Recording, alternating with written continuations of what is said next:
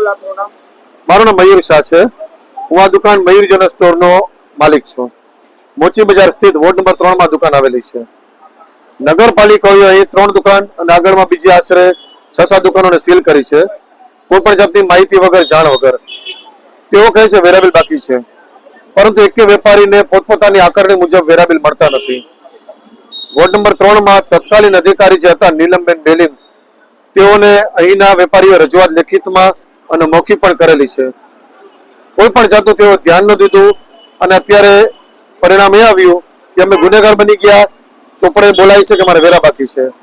અમે વેપારીઓ વ્યવહારિક જે વેરો બાકી હોય તે વ્યવહારિકતાથી ભરવા તૈયાર છીએ, પરંતુ મન પડ્યું વ્યાજ, મન પડ્યું પેનલ્ટી, તે અમે શા માટે કરીએ, જ્યારે કે અમે રજૂઆત કરેલી છે.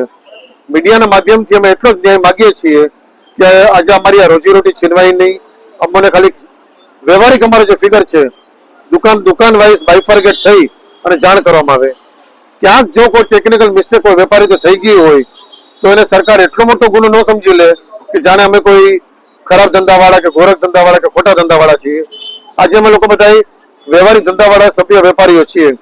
અમને અમારા દુકાનના એકચ્યુઅલ ફિગર કહી દેવામાં આવે અને ટૂંકા ગાળામાં અમે 5 દિવસ 7 દિવસ કદાચ એટલી પણ મુદત અમને નહીં જોઈ, અમને જાણ કરવામાં આવે અને તાત્કાલિક ધોરણે આજે ને આજે અમારી દુકાન ખુલે તેવી અમારે મીડિયાના માધ્યમથી વિનંતી છે. અમે અહીં આલ્ફ્રેડ હાઈસ્કૂલમાં વત્સલભાઈ પટેલ બેઠા હતા, ત્યાં ગયા હતા. તેઓએ અમને નગરપાલિકામાં નંદાણી સાહેબને મળવાનું કહ્યું. એટલે હવે અમે લોકો નંદાણી સાહેબ આગળ પાસે જવાનું વિચારીએ છીએ. પણ ત્યાં સુધી જો અમારી એ પહેલા દુકાનો અમારી ખુલી જાય તો આ ખુલતી બજાર અમારા ધંધા થાય, અમારી રોજીરોટી ન છીનવાય તેવી અમારી નગરપાલિકાને પ્રાર્થના છે. કારણ કે અમે લોકો કોઈ પણ પ્રકારનું ગેરરીતિ કે ખોટું કરવા માંગતા નથી. તેમ છતાં જો અમે સજાનો ભોગ બનીએ તે સદંતર અન્યાય છે અને આ એક ખોટી વાત છે. તેવું અમારી વિનંતી છે કે ભાઈ અમને ન્યાય મળે, દુકાનોના સીલ ખુલે, કારણ વિના અમારા ધંધા ન બગડે. ફરી એકવાર કહું છું છેલ્લી વાત કે દુકાન વાઇઝ બાયફર્ગેટ કરીને બિલ જો નગરપાલિકા ન આપી શકે તો વેપારી ગુનેગાર કઈ રીતે થાય છે. 3 દુકાન 2 દુકાનનો વેરો જો એક જ દુકાન વાળાને મળે તો એ વેપારી પણ કેવી રીતે ભરે. વાંધા અરજી પણ કરેલ છે, રજૂઆત પણ કરેલ છે. નગરપાલિકાના અધિકારીઓને જો આવડત ન હોય તો વેપારીઓ શા માટે ભોગવે. માટે સારા અધિકારીઓ ત્યાં બેસાડી, જેને કે આવડતું એવાને બેસાડી વોર્ડ નંબર 3 માં અને અમારી આકારણી સરખી કરી 5-15 દીમાં અમને અમારે ફિગર કહી દે, અમે લોકો ભરવા તૈયાર છીએ.